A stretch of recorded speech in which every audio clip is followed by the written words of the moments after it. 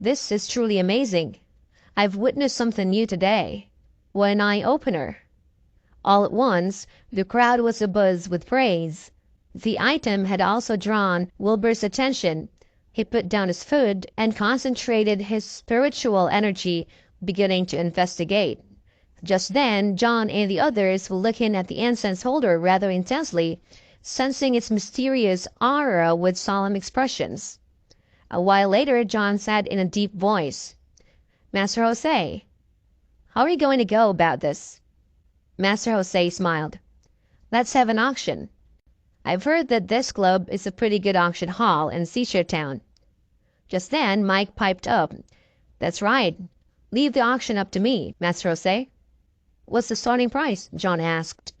Master Jose pondered for a while before saying slowly, "To tell the truth, this thing isn't of much importance to me. However, it's definitely a precious treasure to ordinary people. I'll put the starting price at $50 million. The businessman present heard the price and hesitated. The price was not that high, but they still had their doubts. After all, they were basing everything solely on Master Jose's claims. None of them were sure if that was as good as he claimed it to be. Master Jose saw the looks on everyone's faces and said, "Ladies and gentlemen, you don't have to bid if you don't believe what I said. I'll be able to sell it somewhere else anyways. I don't need to make things up." Mike smiled and said, "Master Jose's right. He's extremely well respected in Strickton Province. You guys have nothing to worry about." Just then John said calmly, "Well, let's get started then." Mike nodded and clapped his hands. Two girls clad in red skin-tight dresses came up at once.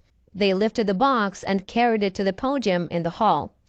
A beautiful middle-aged lady clad in a red floral dress and white gloves walked up to the podium. She smiled at everyone and greeted, "Hello, everyone. I'm the auctioneer here, Jolene Carey. We'll begin auctioning Master Jose's item right now. The starting price is $50 million, and the price will be raised by $1 million with each bid. Let the auction begin."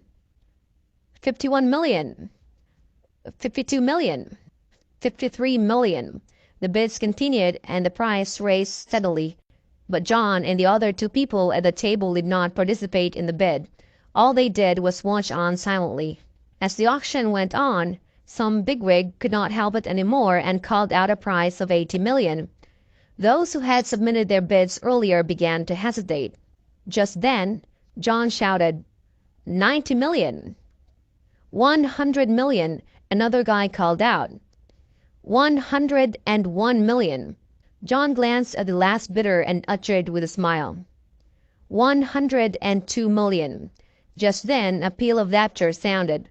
Everyone looked over at once and saw a young man sitting in the corner. He was wearing very plain clothes with a smile. Mike blew his fuse at once. "What are you doing here, you bastard? Get out of here now."